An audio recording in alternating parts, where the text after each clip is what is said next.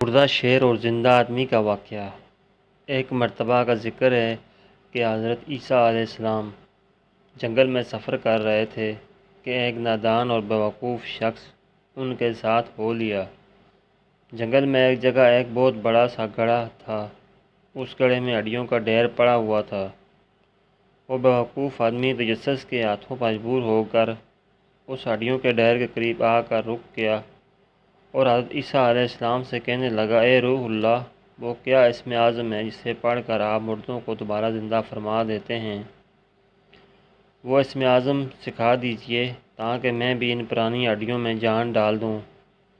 اس بیوقوف کی بات سن کر حضرت عیسیٰ علیہ السلام نے کہا، خاموش ہو جاؤ نادان، تیری زبان اس اسم اعظم کے قابل نہیں ہے۔ وہ احمق بے ضد ہوا اور کہنے لگا، بہت اچھا جناب، اگر میری زبان اسم اعظم کے قابل نہیں تو پھر آپ ہی ان ہڈیوں پر پڑھ اسے پھونک دیں تاکہ ہڈیاں دوبارہ زندہ ہو جائیں۔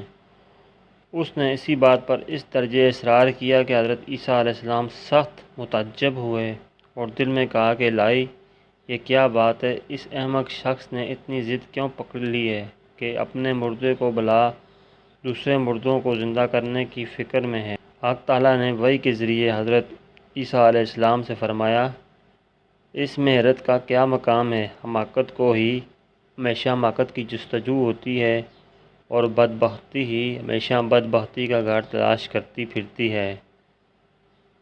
کانٹے وہی اگتے ہیں جہاں انہیں بویا جاتا ہے۔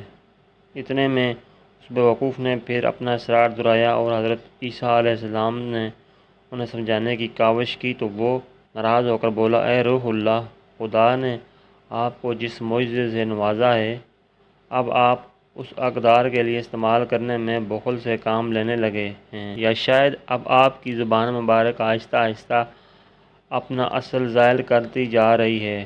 یہ سن کر حضرت عیسیٰ علیہ السلام نے اللہ کے حکم سے ان ہڈیوں پر اسم اعظم پڑھ کر پھونک دیا۔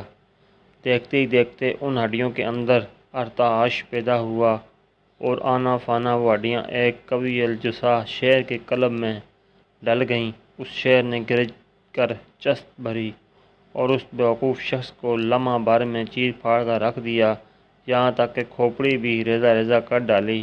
اس کا ہول ایسے خالی ہوا جیسے اس میں کبھی دماغ تھا ہی نہیں۔ آخرکار وہ شیر سے مخاطب ہوئے اور فرمایا، اے جنگلی درندے، تو نے اس شخص کے ساتھ یہ سلوک کیوں کیا کہ اسے بری طرح چیر پھاڑ ڈالا؟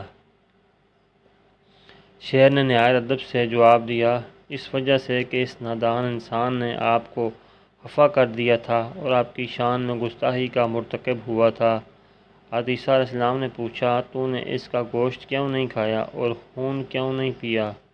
شیر نے کہا، اے خدا کے نبی، میری قسمت کا دانہ پانی اس دنیا سے اٹھ چکا ہے۔ اگر اس دنیا میں میرا رزق باقی ہوتا تو کیا میں زندوں میں شامل نہ ہوتا؟ اس حکایات سے یہ امر ثابت ہے کہ ہر کام میں خدا تعالیٰ کی بہتری ہوتی ہے۔ ہم جسے کم عقل انسان نہیں سمجھتے اور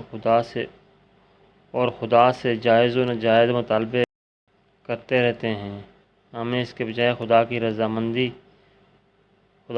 مانگنی چاہیے، اسی میں بہتری ہے۔ ناظرین کرام، امید کرتا ہوں آپ کو ویڈیو اچھی لگی ہوگی۔ ویڈیو اچھی لگی تو لائک کیجئے اور مزید اچھی ویڈیوز کے لیے چینل کو سبسکرائب کیجئے۔